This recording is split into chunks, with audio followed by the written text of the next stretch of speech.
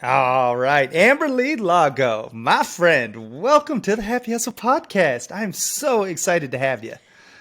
Oh, I am so excited to be here. I have been looking forward to this.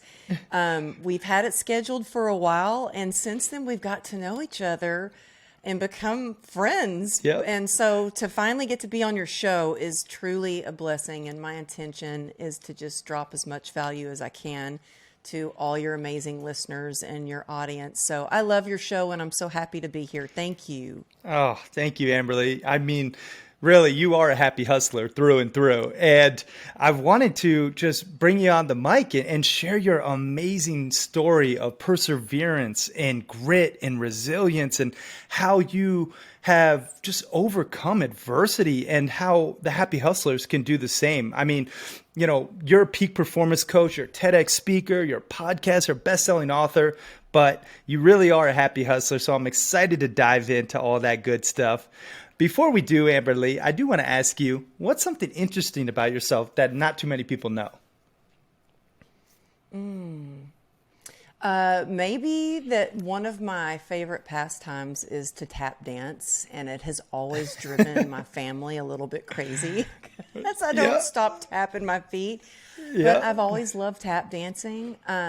And I think it's important to do what makes you happy. And dancing has always brought me such joy. And in fact, I tap danced. So I didn't get to tap dance for a long time after I had this motorcycle accident and so many surgeries. And last year, I put my tap shoes on for the first time. I would tap around in my boots a little bit, but I actually put my tap shoes on for the first time in 10 years and tap danced, and I was like crying. I was so happy because I could still tap even with my foot being made of metal and my toes that don't bend because they're metal and my ankle that's fused. I can't do it exactly like I used to, but I can still tap. And so that's probably something that a lot of people don't know, but and Yeah. probably that my family wished that I would stop tapping my feet around and making so much noise. Oh, that's hilarious. I mean, the funny thing is my sister is a dancer and she had tap shoes and we equally felt the annoyance of constant tapping in the So you garage. get I it. get You it. totally get it. I get it. Yes. You know what?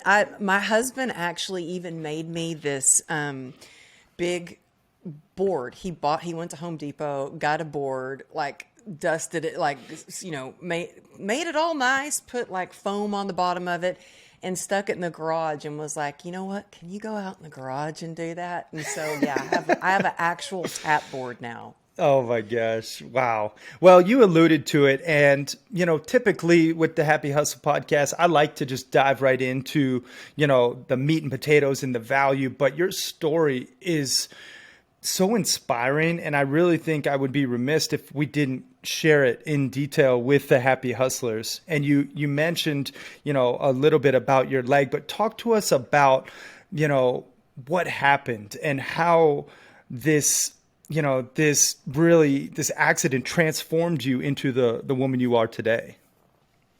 Oh, thank you. Well, Yeah. yeah, I think we've all faced some challenges and adversity, especially over the last couple of years. And I think probably the hardest time of my life was it's been actually 11 years now that, I was in the fitness industry. I was nationally recognized as a coach, sponsored by Nike. I was really at the height of my training career and in the best shape of my life. And I was on my way home. I had just finished training clients. I ran 11 miles that day in my best time ever.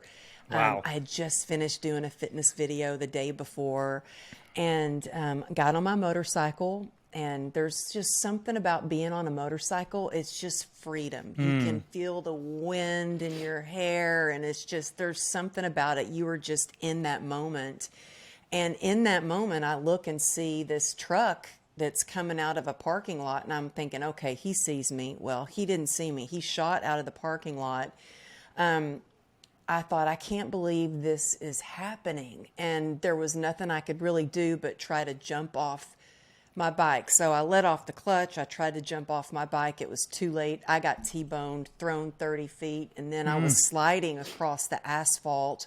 And all I could think was, please, God, just don't let another car hit me, because I couldn't see what I was sliding into. And when I finally came to a stop, I looked down at my leg and it was crazy. I mean, I know you've had some pretty crazy accidents. Yeah. But to look down at your body and to see it completely broken into pieces, and, my foot was dangling off my leg and there was blood everywhere. And, I really had a guardian angel, because there was a guy, to this day, I still don't know who he is, but he saved my life, because when your femoral artery is severed, you can bleed out pretty quick. And he ran over to me immediately and took his belt off and made a tourniquet tight on my leg. Oh, wow. Paramedics happened to be right down the street. They could see the accident. So before they even got the call, they were running down the road. Oh, They wow. shut down Ventura Boulevard. I got taken to the hospital. It was chaotic. I was taped to the gurney. I remember every minute, every second. I remember, thank goodness I was awake and alert. Because they were going to administer morphine. That's what they carry, the paramedics, for pain. And they put the IV, and I'm like, wait a minute, what are you giving me? And they're like, we're giving you morphine. I said, you can't give me that. I'm allergic. I'll go into anaphylactic shock. And they're like, well, that's all we have. And at that point, I was like, well, maybe I do just want to die, because the pain was Oh my gosh. excruciating, unlike anything I'd ever felt before. Well, when I got to the hospital, it was chaotic. It was filled with cops, because my husband is a cop and news travels fast. And so they thought maybe I was an officer down or something. And my husband, now he's being a first responder. He is a big guy. He's tough. I'd never seen him cry. And he was crying hysterically. I couldn't see what he was looking at, but he told me later he was watching how the doctor would reach in to try to pull my artery out, and it would slip back into my leg, and he was just to see my leg open like that. And so I thought I might be dying. And I yelled across the hospital room. I said, honey, get over here now. I need you to be strong for me. And at that moment, I needed to know that if I was dying, that he was going to be okay and able to take care of our two kids. And that's the last thing I remember before they put me in induced coma. I had this nurse lean over me, and she said, she was like the only person that was calm in there. And she leaned over me and she said, we're going to give you something to make you feel better now. And that was it. And I was in a coma for a little over a week.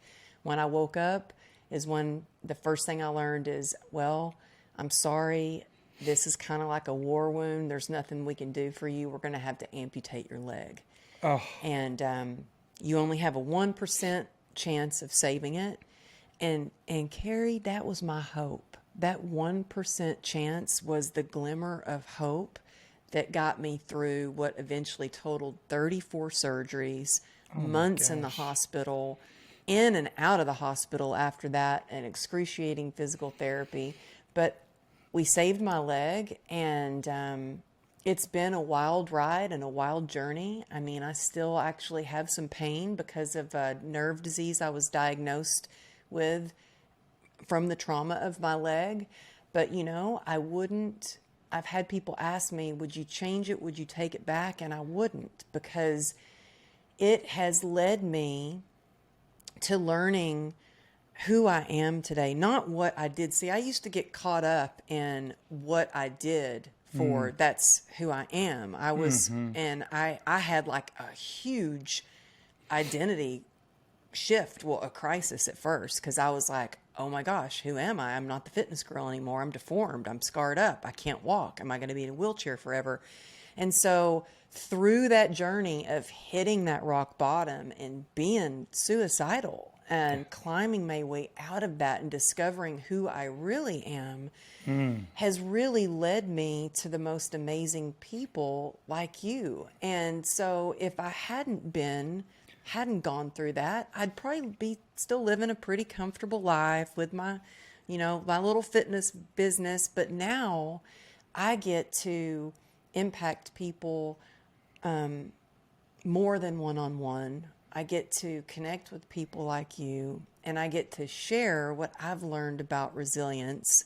So, I hope that no one ever has to get hit by a car. I wouldn't recommend it. Yeah. But I can teach people what I've learned throughout the experience of how to tap into your resilience. So when you are faced with challenges, you don't have to go down that, road of despair or hit rock bottom like I did. Oh my goodness.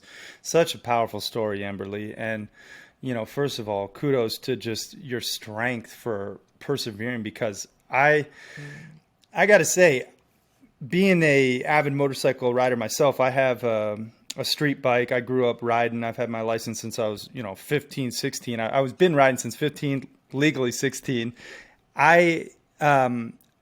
I know that feeling of freedom. I know that meditative zen that you get in the zone when you're just, you're cruising on two wheels. It's unlike anything else. And I actually had a motorcycle accident myself.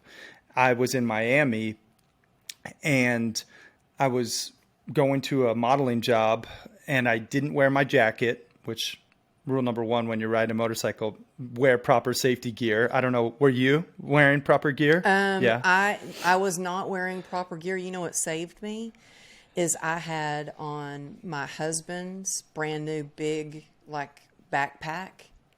That saved me because I had road rash down both sides of my arm. If I wouldn't have had that backpack, was shredded to pieces. It would have. I would have shredded my spine. I probably wouldn't be here. I bet. Yeah. Well, and to your point, I had my helmet on, and I didn't wear my jacket because it was hot. It was Miami summer, and I was going over A1A bridge. And get this, the truck in front of me, I believe it was the van in front of the truck, but the truck ran over an industrial sized cooler lid that I believe the van in front of them dropped off. I couldn't necessarily see. And this truck slingshotted this industrial sized cooler lid and it got wedged under my front tire. It was like a slingshot. And I went flying over my handlebars, flipped my motorcycle, rolled like, I don't know, maybe 15 to 30 yards. I got ejected. I went into oncoming traffic on this bridge. I was on a bridge and I came to right when this car was about to run me over, and I matrix rolled out of the way and I got to the side corner. My bike was up in the air, pieces everywhere. And I was so blessed. I was so fortunate that I didn't get hit by a car afterwards because it was a bridge, very busy bridge, and that I didn't get ejected into the water and that I didn't, destroy myself. And I had terrible road rash. I separated my shoulder. I had a bunch of surface injuries, but I was okay. Fortunately, I didn't have the, destroyed leg, because you had direct impact from a vehicle. I can only imagine. So I got out a lot luckier than you. They punched it out, trying to speed out. So it was like a hit, like a punch. But still, that feeling of, thank God you rolled out of the way. Yeah, I know. Trust me. It's one of those things that you look back on, and I think everyone out there listening can think of a moment in their life when they had an adversity strike, an unexpected adversity. And if you haven't, just know that most likely one will take place. That's life, things happen. And it's how you respond to those adversities in that what shapes you, that makes your character. And I just, I love that you decided to pick yourself up and become, the person you are today. Hold on one sec. So you have to have resilience when those adversities face, who knows what it's going to be for you. It could be a motorcycle accident like Amberly, or it could be something else, but you have to be prepared. Amberly, how can people prepare themselves for adversity? What's the mindset to be fostered for this grit and grace? Well, I think you said it right there, mindset. So much of it is mindset. It starts with mindset. And, resilience is it's kind of like going to the gym. It's something that we can work on and we can get stronger. You want to get stronger muscles, you go to the gym and you start lifting some weights, throwing some dumbbells around. Resilience is something that we work on every day. It's not like, it's not like I'm resilient now and I can get through anything with ease.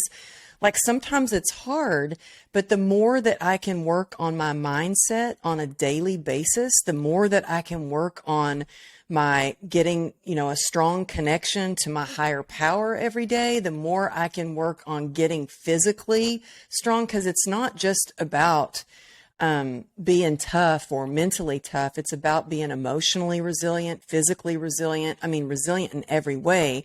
And what I've learned, because after my accident, I was broken in every way. I had no hope spiritually. I was at an all-time low. I'd kind of turned my back on any kind of faith. Physically, I went from being in the best shape of my life to I'd lost about 25 pounds that I didn't have to lose. I mean, I was about the same weight I am now. Imagine me 25 pounds lighter. I just lost all my muscle and I was covered in bed sores. Financially, to be resilient, we were pretty hard up. We had $2.9 million worth of medical bills and a lien on our house. And so it was in every way I had to learn how to be resilient. And that really did start with my mindset. And one of the biggest lessons that I learned was I could feel the difference that this made immediately in my life was when I was in the hospital bed and I was all by myself and I was waiting, they'd have to come peel these bandages off of my leg every 3 hours to try to prevent infection. And so I would just stare at the clock like, okay, 1 hour till they come, 30 minutes. Okay, the nurse is going to be here. And they'd lift my leg up, it was basically re-breaking my leg because it was so crumbled into pieces. And so they would change these bandages. And I remember looking down at my leg and just getting depressed.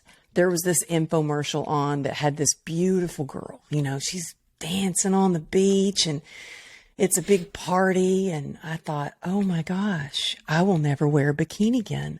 What if, my husband doesn't love me anymore? What if I'm all scarred? What if I'm ugly? What if I can't chase after my kids? What if they amputate my leg tomorrow? What if I die? What if I don't make it?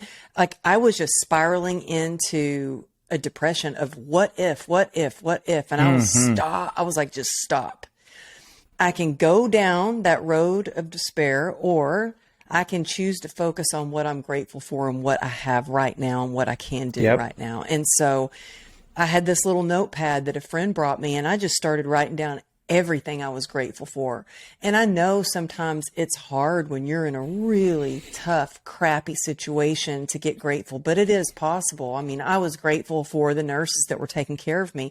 I was grateful for the view I had outside. I couldn't go outside, but I could see the blue sky. I was grateful to be alive, that I could breathe, that I had family and friends coming to see me. And all of a sudden, when I started focusing on this gratitude, I could feel the shift in my mindset. And I started thinking about, wow, this is truly alchemy. It changes what you don't have into what you do have, and what you can't do into what you can do. And so it's now something I practice every single day is gratitude. First thing when I wake up in the morning and last thing I do before I go to bed. Gratitude is the quickest and easiest way to shift your perspective and change the way you feel about your situation. And so there are still mornings when I wake up and I'm walking around like 100-year-old cowboy. I mean, I'm barely moving. I'm stiff. My joints are achy. The metal is like in my leg is letting me know it's there. And I could easily start to think about, this pain sucks. I'm a loser. I can't even walk without a limp. Oh, I feel ugly. Oh, I'm worthless. Like my inner critic is mean. Like it's harsh. I can be my own worst enemy.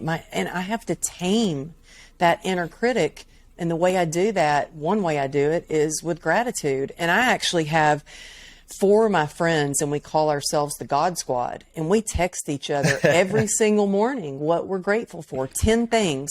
We now use an app for it, and you can list out 10 things you're grateful for, and you just push a button, it saves it.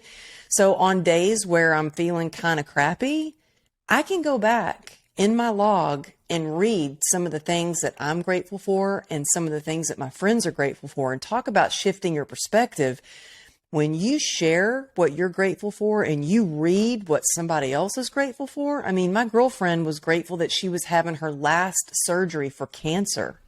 And I thought, wow, that's a shift in my perspective. I don't have cancer. I might have pain, but I can get through this. I don't have cancer. Like, get over it. Like, pull my bootstraps up and get her done, you know? Yeah. And so that's one way to really just shift your mindset. But I think that what really has been the biggest start to transformation for me in every way. So if you are looking to change your life, you're listening right now and you're going through something tough, and whether it's with your business or it's with, you know, a relationship, a loved one or a family member, or something with your health, maybe you want to get bigger muscles, maybe you want to lose weight, maybe you want to gain weight, whatever that transformation is, maybe you want to stop drinking.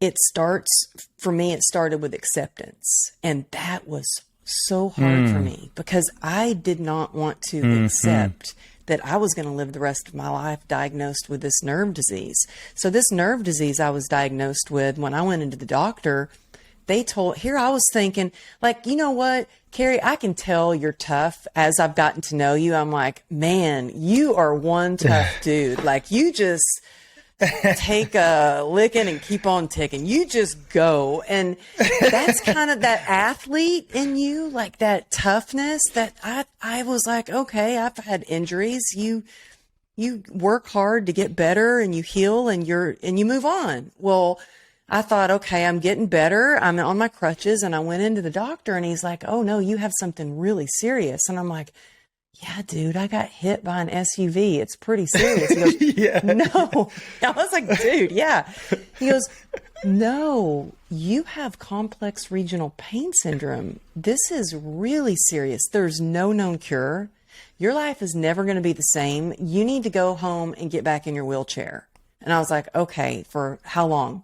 He goes, forever. He goes, you're going to be permanently disabled. You'll never work again. And I felt like I'd been kicked in the gut. I cried all the way home. But I didn't go and get back in my wheelchair. Instead, I went straight to physical therapy.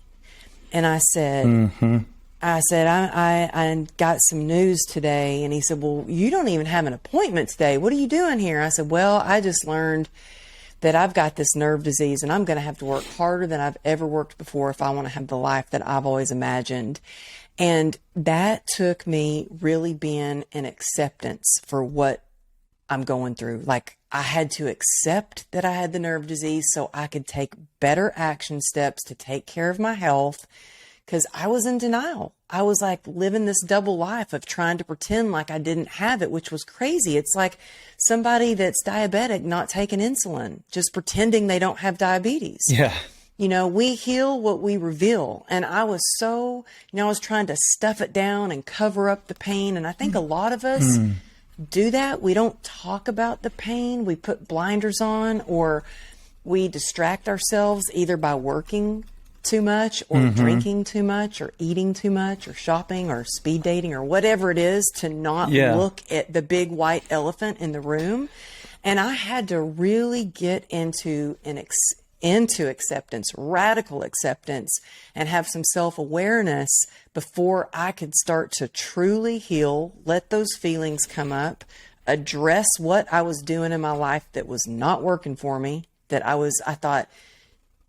Carrie, I was never a partier, never a drinker. I had tried every kind of treatment out there for pain. Nothing was working. And so I started drinking every day to try to just numb out the pain. And that's one of the things that I really had take a good hard look at. And it wasn't easy. And I had so much shame. How did, this fitness girl become this girl with a drinking problem?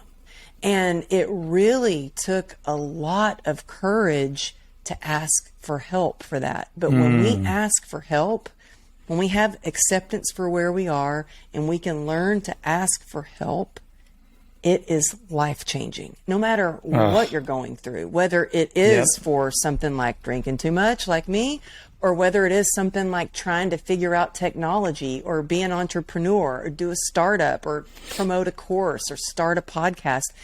Ask for help to get you to point A to point B faster.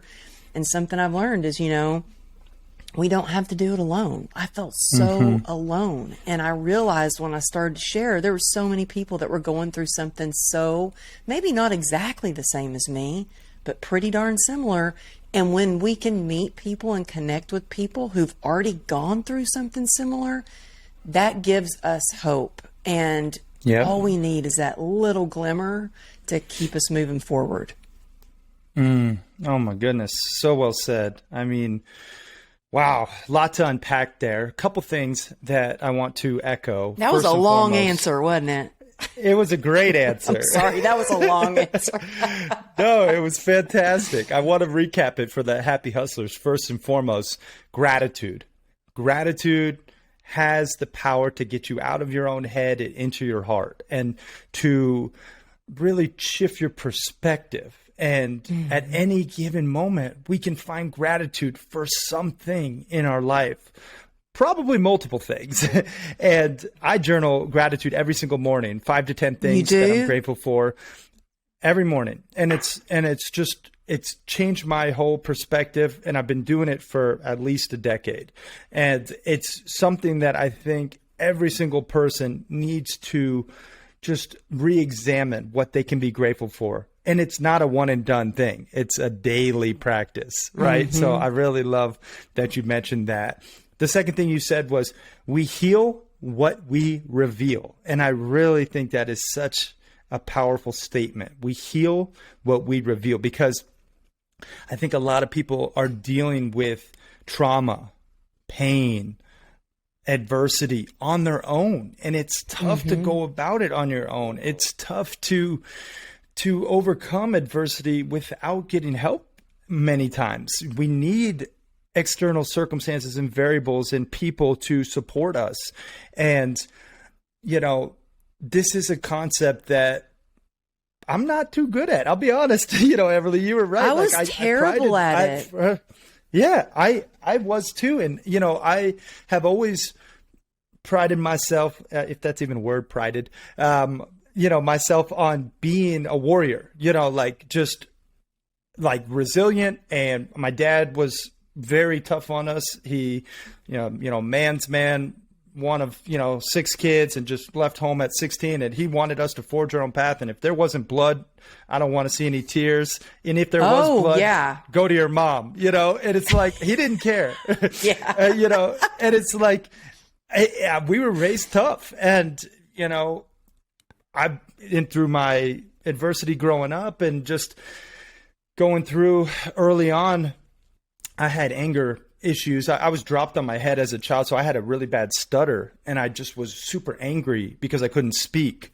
For years, I couldn't speak, and so I was super angry, and I had to go to years of anger management to learn how to share. I know, the happy hustle, oddly enough, Wow.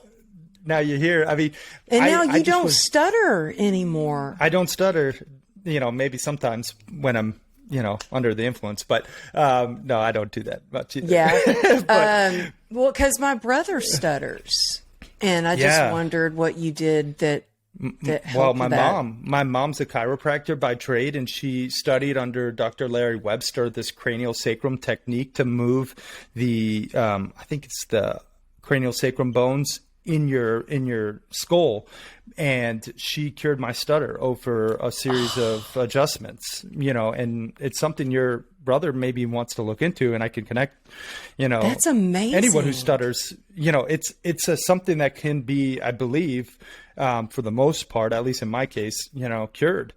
And Wow. to the point of just asking for help. I needed help to get through my anger adversities. I needed help when I was going down the wrong path, and I was up to no good as a young adult, and selling illegal items. I was manufacturing, I don't even want to say things that were illegal. I was up to no good. I had the FBI after me. I was fighting a lot. I was stealing. I went to jail. Oh my gosh. And I had to get help to get through that adversity, and I had plenty of love in my life from my family, but it was a gut-wrenching divorce from my early childhood years, and we moved 24 times before the age of 18, so there was divorce that caused this transitional period that lasted a decade. Wow. And I share this because it's asking for help is what got me through those. Not only just help from, one-on-one, but also like being able to receive help in the form of books, in the form of podcasts, in the form of videos. There's so much help out there now. Yeah. Yeah. There really is. Your and that's the thing I podcast just want is to echo. like so helpful for people that they yours, can tune in yours to especially. Oh, thank you. But but I also, I did want to share that, when I knew I needed help for, like, I was really, my life was becoming out of control and unmanageable, and I did not like the person that I was becoming. And I knew I had this one client that was in recovery and she was sober, and to go ask her for help was like, the shame, the courage it took to ask for help, the humility. Yep. So I asked her for help, and she's like, yeah, I'll take you to a meeting, like a recovery meeting. And I was like, okay. And a week went by and I didn't hear from her. And I was like, I am going to die. I need help now. And so I Googled like recovery meetings for alcohol. Like I was like, I need to find a meeting where I can go when my daughter's in school and my husband's at work. I was sneaking my drinking, and now I'm sneaking going to recovery. But my point of sharing that is you might ask for help and somebody might not be able to give it to you right away. And don't take that personally. Just be willing to help yourself, whatever that is. And like Carrie said, there's podcasts out there. There's Google. There's YouTube. There's so much that you can, but you have to be willing to help yourself. And you know what? There is for me, there was a gift in desperation. And I was so desperate to get better mentally, physically, spiritually, in every way that I was willing to do anything. And that pain that I was in was worse than, it outweighed the shame that I felt about walking into a meeting and admitting that I had a problem and I needed help. And it changed my life. And it's still not always easy, but anything is possible if you have that faith and if you have a community of people that believe in you, especially if they believe in you before you can believe in yourself. That's especially helpful. Yeah. Amen to that. I mean, shame, I feel, is something that when you're asking for help, you may feel shame. You may feel, the reluctance, because it's sometimes a little bit embarrassing to ask for help, but it's one of those things that, we all need to be courageous and, maybe ask for help in your business when you need help and you've reached a plateau and you can't seem to break through. Get a mentor. Or in your relationship. My fiance and I just went to a weekend workshop with the Goodmans, or they're like world famous relationship experts, and they share how to just have a better relationship. We asked for help there, even though we have a great relationship. We had stuff we were working on. I sought help, and it's like you could ask for help with your fitness if you want to lose weight. There's so much help out there. You just have to release the shame and ask, right? And I love that we went there. I don't have a hard time asking for help anymore. Like I always raise my hand. I'm like, I got a question. I need help over here. I need a help. I mean, From anything big or small, from, if I'm walking through Home Depot and they're like, do you need help? I'm like, yes, I need help. Is it that obvious? Can you help me? I was just sharing with you the other day that, 5 years ago, I didn't own a computer. I didn't know how to work a computer. I didn't even know how to attach a picture to an email. And it was my husband's PC, and I'd ask him a question. He's like, oh, what do you want now? And I'm like, I was just in tears. I was like, fine, I'm just going to go buy a computer and I'll take a class. And so I went to the Apple store, got myself a laptop, signed up for a class. I asked a question before he even said, does anybody have questions? And he actually stopped the class, and he was like, wow, I've just never had anybody ask as many questions as you and not be embarrassed about it. And I'm like, well, I'm not embarrassed. I need to learn this stuff because I'm on a mission. And so, I think now, and then just the other day, I had interviewed someone on my podcast, and they had a speaker agent, and my husband heard me on the phone reaching out saying, hey, this has been a while ago. Now I have an agent, but this was before I had an agent. And he was like, oh my gosh, you just asked that speaker if they could give you the name of their agent. And I was like, yeah, that's what I just asked. I was like, he does the same thing as me. If I can help him, I'll help him. But if he is happy with his agent and would like to share that with me, I am the kind of person that it's like, until we ask, we never know. May as well ask. And I will never forget, there was years ago, I was about to make a huge decision. It was a business decision, and it was like a $30,000 investment. And I called a new friend of mine who's a big, famous football player, big time speaker. We had just done an event together. And I called him and asked him, hey, I heard that you did this and it really moved the needle on your business. They said that you were a great fit and used your name as part of someone who completed their mastermind or whatever it was. And my husband was like, I cannot believe you just called and asked him that. And I was like, yep, I sure did. Well, guess what? He called me back and he was like, hey, just so you know, no, I didn't do that. I'm glad you asked. You just keep doing what you're doing. He saved me $30,000. If I wouldn't have asked, I would never know. Maybe I would have spent the $30,000 and gotten ripped off. You have to ask the questions. You have to ask for help. That's how we grow. That's how we learn. That's how we build meaningful connections. You and I were on here talking for a while before we even started recording, just asking each other questions. And that's how we build those solid relationships and get to know each other more, is when we ask for help and ask questions. I love it. Oh, such a great point. Ask for help, fam. Get out there, figure out who is where you want to be. One thing that I really take seriously is I don't take advice from people that I wouldn't actually trade places with. And not just trade places with in terms of their business, but also their personal life. Because I feel like there's a lot of people that I know who are at the pinnacle in business, but their family life is in shambles. And I don't want that. I don't want that sacrifice. And so I'm very diligent on who I ask for help from.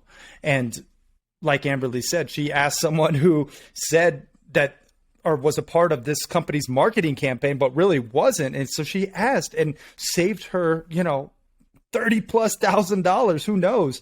And it's like, just having the courage to ask is so important. But who you ask, I wanted to just take it a level deeper, because it's so important, making sure you take advice from the right people, the people that you would actually trade places with. So just a little caveat there. I love that. And I always say, seek counsel, not opinion. So, meaning, when I wrote my book, I went to a few family members and friends. I'm like, I want to write a book. And they were like, oh, no, you can never do that. You don't even own a computer. You're the fitness girl. Stick to that. But when I went to somebody who had 75 books that he had written, he was like, oh, yeah, all you need to do is A, B, and C. It's like, oh, so everybody's got an opinion. But I love what you said about going to somebody who you would actually trade places with, like that you respect, you admire their work.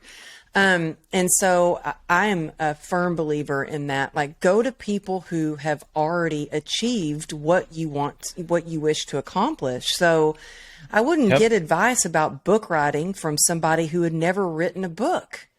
I'm a coach and I have a coach. I'm a mentor and I have a mentor. I have my own mastermind that I run, and I invest in a mastermind. I think it's really important to grow and expand and always keep learning. So I agree. I love it. I love it. Let's talk about your book and your mastermind. I want to hear, the evolution of Amberly and kind of what you're up to now. And specifically for the happy hustlers who are interested, like where can people go to learn more about you and your book and pick up a copy of it, and also your mastermind? Oh, thank you. Yeah, you can find me at amberlylago.com.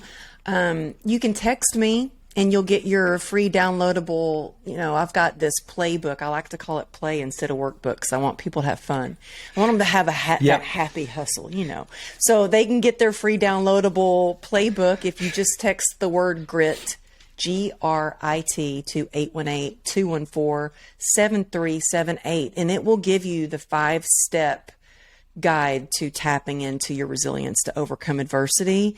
And then, you know what? I mostly hang out on Instagram at Amberly Lago Motivation. So some of the behind the scenes shenanigans and all that stuff. But yeah, you can find everything at amberlylago.com, my book, my mastermind, my podcast, all that good stuff. And I just like when people reach out to me. That's been honestly my favorite thing of my whole book journey, my whole transformational journey, is being able to connect with so many amazing people. I am still blown away when I have somebody that reaches out to me and said, for the first time, I have hope again, that I too can overcome this disease that I've been diagnosed with. Or, I had this young girl who dropped out of college because she had CRPS like me. And after reading my book, because I talk about everything from sexual abuse to divorce to, the motorcycle accident, to overcoming a lot of adversity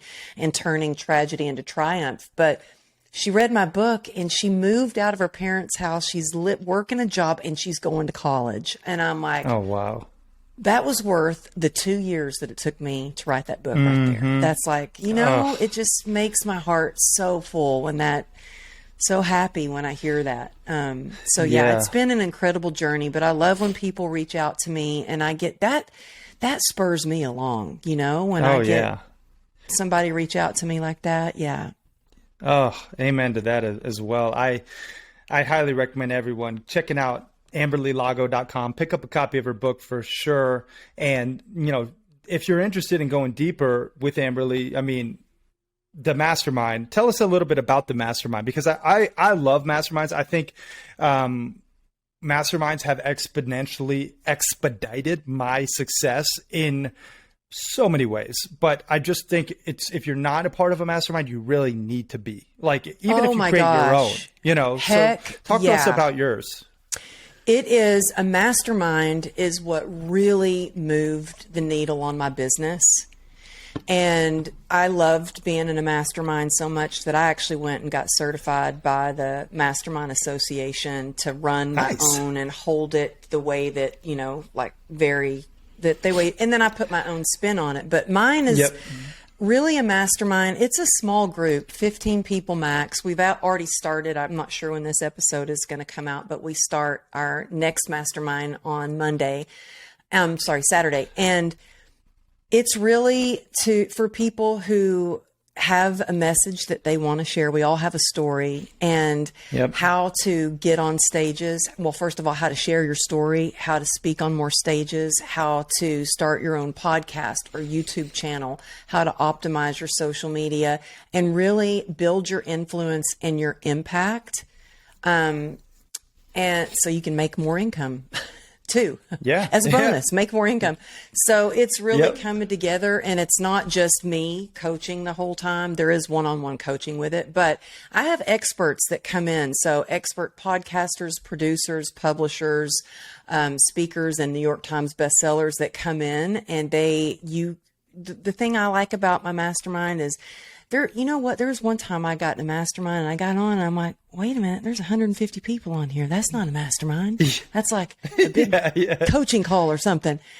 A mastermind is when you have an intimate group of people and everybody can get in the hot seat, declare who they are, what their biggest challenge is, and everybody can ask them clarifying question and then give them counsel, not opinion. Yes. Counsel on where they need to go next, what has worked for them already. So that's what I love about the mastermind is everybody is vetted and they're all passionate, faith-filled, like successful entrepreneurs that are ready to level it up.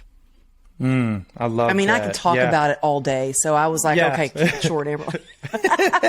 That's what I'm so passionate about that because look, when I started, I didn't have a computer. 5 years ago, I didn't have social media. I had like an Instagram account that with a couple of hundred followers, you know, I basically had it to stalk my oldest daughter.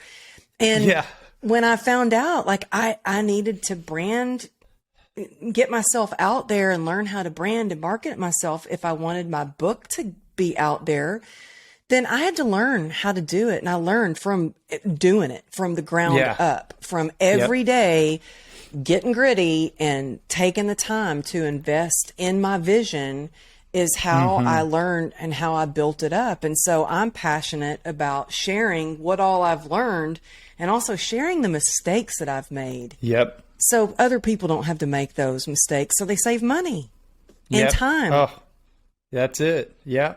I hear you. I mean, the mastermind is something that I host my own masterminds as well. And I just think having people who will keep it real with you, no BS. Here's the truth, guys. You know, like that's going to save you so much time, so much money, so much effort. So if you guys want to check that out, I believe it's truegritandgrace.com and they can, you know, apply to potentially join Amberly and her amazing tribe. And it really is something, if you join Amberly's or mine or anyone else's, just join a mastermind, you know, or like start your own because it's that impactful.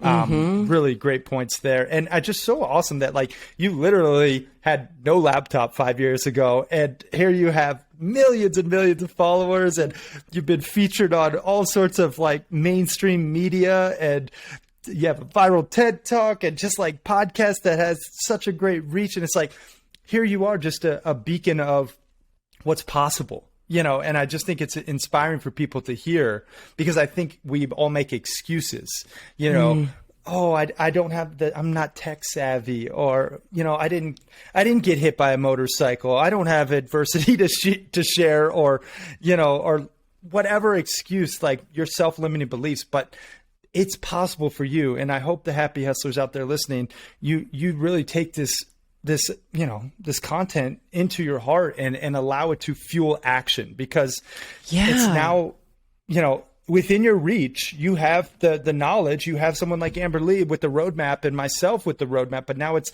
the application of that knowledge that's will allow you to achieve your dream reality. So awesome, Amberly.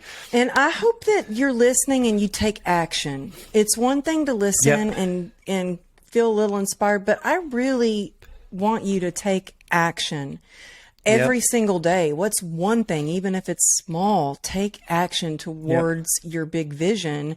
And if I can do it, seriously, I mean, I'm going to be 50 in 2 weeks and I completely changed my career. You do not look 50. Oh, thank you. Seriously. I would say like 29. Oh my I mean, God. You're ripped. Okay. You're ripped. I'll pay. I paid him for that. Oh my gosh. You are so sweet. Yeah. But it's like, I hear people that are my age all the time. Oh, I'm too old to start over or I'm too old. That social media, that Instagram is before my time. And I'm like, No, I'm the same age as you. Like, if I can do it, you can do it. So you're never too old, never too young, never too whatever you're telling yourself. You can do it. You just have to really be willing to go after it and take that first step. Yep, exactly. Amberly, this has been amazing. I do want to put you through my happy hustle hack traditional questions that I asked in the rapid fire round, and then we will wrap this interview up. Let's do it. This is basically just a tip, a tool, a tactic. I deem it a happy hustle hack in these different disciplines. First being health. I know you are big into fitness and health and performance. Share with us a happy hustle hack in regards to your health that you do, something that would possibly benefit the happy hustlers if they applied it. Move your body every day, however you can. Just move your body because it moves your mood. You know, it's not just about going to the gym to get stronger, but really, and I've had people go, well, how do you move your body when you have this chronic nerve disease? I do start where you are, use what you have, and do what you can. Because I was in the hospital and I asked the doctors if they could install a pull-up bar over the bed. I couldn't stand up to use the bathroom on my own, but I could work on my upper body to keep it strong.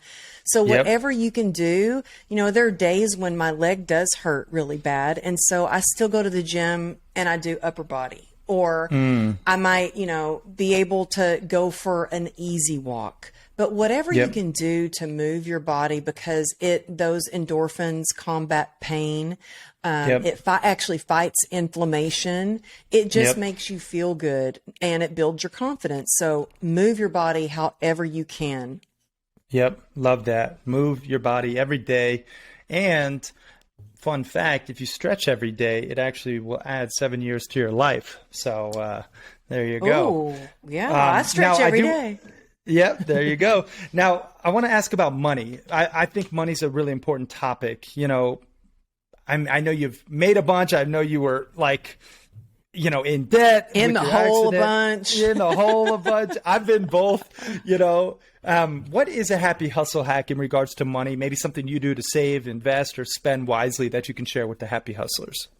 Something I've done my whole life is, I mean, besides being, you know, in the medical, when we had the medical, like so many bills, $2.9 million worth of medical expenses, even though I had that debt, I had zero credit card debt. So something I've never done. I remember I got my first credit card at age 18. I got an American Express. It's still have that card.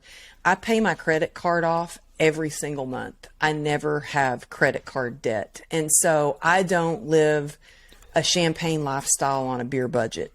So basically don't, you know, I think so many people, especially, you know, where I'm from, well, I say where I'm from, LA. Texas. I lived in LA for 31 years and I just moved to Texas. But in LA, you see this all the time, Carrie, where people drive a Lamborghini and they live in a little duplex rental. And it's like, I have never been that girl. I just bought a new car after having the same truck for almost 12 years. I drove a F-250 for years. And the only reason I bought a car was because I was doing so much traveling, and driving an F-250 with a lift is kind of hard to park in those parking structures in LA.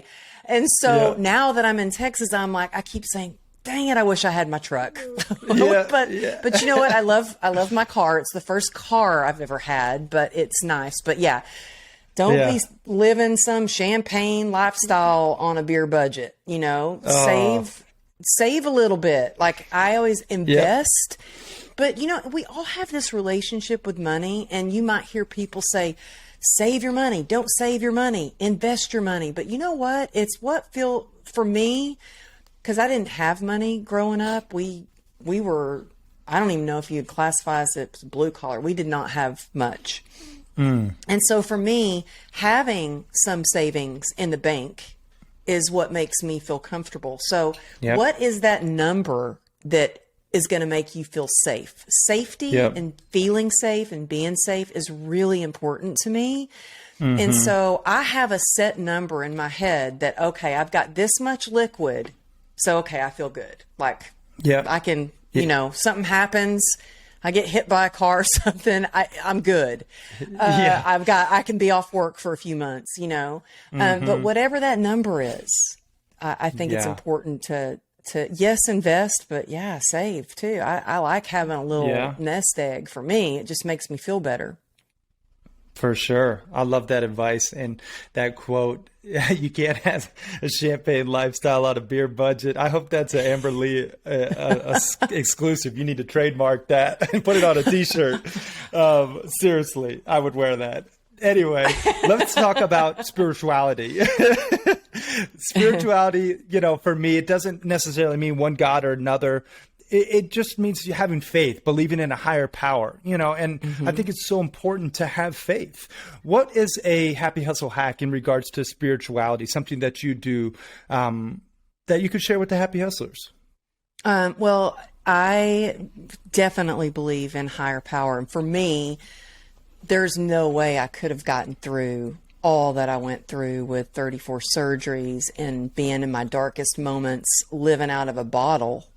If there wasn't a higher power, something bigger than me that could really guide me. And so I believe in God. I grew up, you know, in the Bible Belt of USA in Texas. But I find my spirituality and God when I'm in nature. And so I might not pray like they do in church. I talk to God. We have conversations. And that really started mostly, believe it or not, when I was an athlete running track. I think I prayed and talked to God more when I ran track than ever before. So wherever, you know, I think having a higher power or a God of your own understanding, I think it's important. I don't know what I would do without faith. I don't know what I would do if I wasn't able to turn things over and know that I am not in control, really. Like there's something bigger that is orchestrating everything and, you know, and orchestrating things that are beyond my wildest dreams. And so sometimes I got to let go of the wheel and know I'm not in charge. But yeah, I mostly connect with God. Although I like going, there's a great church out here. It's an entrepreneur that runs this church. There's some really, I recognized a lot of big entrepreneurs that go to this church. And I was like, cool. I like this because he talks about faith, fitness. He's very fit, and finances. So I'm like, I found a good church, you know? Yeah. There you go. Hey, let go and let God, right? I think it's just so important to have faith a part of your life and just, you know, whatever that means to you. You know, it could mean just a meditation practice. It could mean breath work or gratitude or actually prayer. I pray every day. You know, I just think it's so important. My dad's Catholic. My mom's Jewish, so I'm kind of like a religious mutt, you know, but I just believe in a higher power, you know, so it's just so important. Now, I do want to put you through the rapid fire round, Amberly, and this is just where I ask you random questions and you answer honestly, first thing that comes to mind. Are you ready? Okay, I'm ready. Okay. Are you scared? Are you? You never know. You never know what will come out of my mouth. I know, right? That's why I'm excited. Favorite food? Go. Tacos. Favorite movie? The Notebook. Dirty Dancing. Urban Cowboy. Okay. There you go. Favorite book? True Grit and Grace.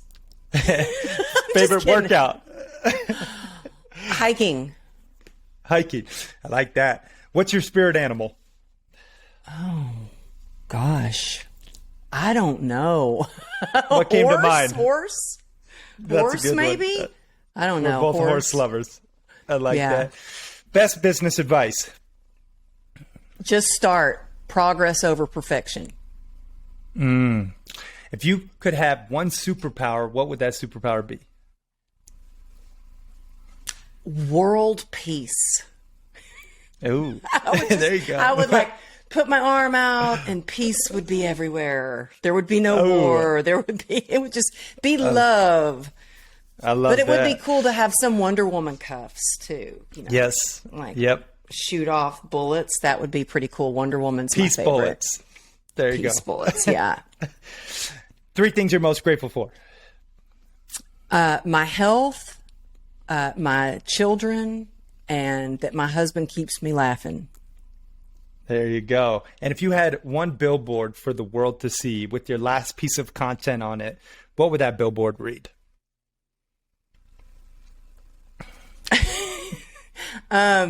Well, the first thing that came to mind is you got this, because I have that plastered all over the place in my office, because sometimes we need that reminder, you got this. It's even on my business cards. But you know what? I would say you are fearlessly visible, boldly shine your light. I love that. Amberly, you crushed that rapid fire round. That was awesome. Thank you.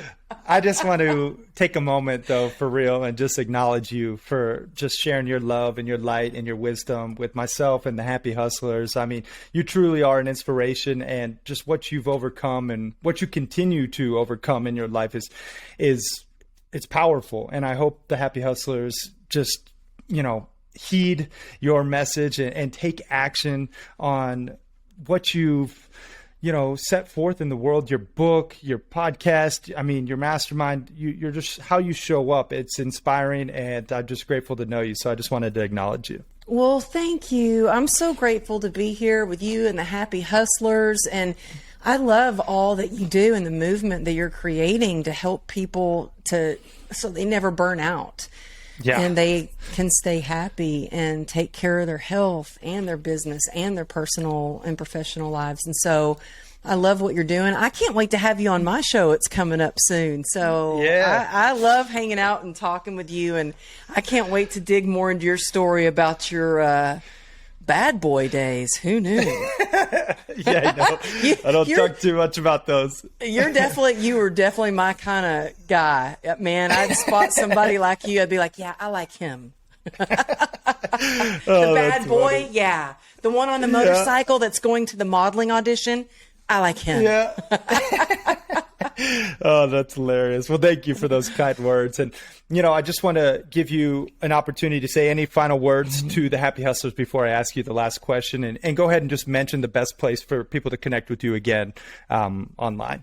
I would say in honor of your show, as a reminder for everybody to really put your health first. Without good health, we can't enjoy the wealth. And when we feel good, we can do good. And our impact is only as strong as we are healthy. So put you on your to-do list. Really take care of your health. And you can find me again at amberlylago.com or text me at 818-214-7378. And it's me texting you back. So it might take me a couple of days because it's actually me texting you back. But cool. Yeah. I like hearing from people. That's what keeps me going, is the connection with others and how we can support each other. So yeah. And Instagram, so cool. Amberly Lago Motivation, reach out, share this episode, post it, tag us so I can share it and we can get the word out there and reach more Happy Hustlers, because this podcast is freaking amazing and I just love all you're doing. So yeah, y'all share it and review it. Let's get it out there even more. Yeah. And you really do. You have an amazing Instagram page. So highly recommend everyone follow her and shout her out, because, it's really inspiring. I love looking at your pics and your videos. They're just really powerful and very well curated. So check her out there. Now, last question, Amberly, what does happy hustling mean to you? Happy hustling, I feel like, means that getting to do the work that you love with the people that you love when you want to do it, and knowing that happiness is available to you at any moment, that it's our choice to really claim it. So well said. Mic drop. Amberly Lago, y'all. Thanks for watching and listening. We are out. Peace and love.